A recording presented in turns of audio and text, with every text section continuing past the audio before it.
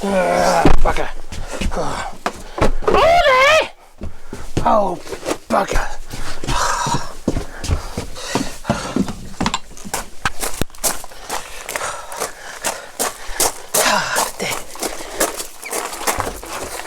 Blimey, women, eh?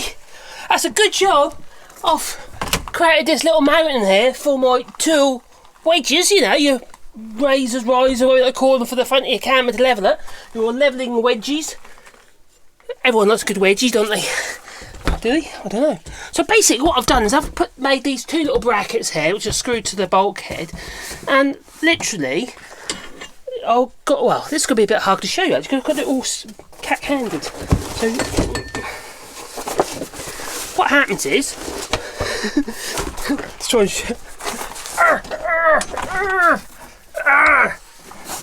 it goes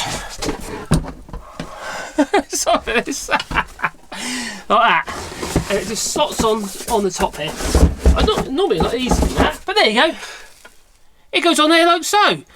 Please excuse my wobbly camera, but I'm doing this all single-handed, you know, trying to multitask. I know they're good at that, us men, you know.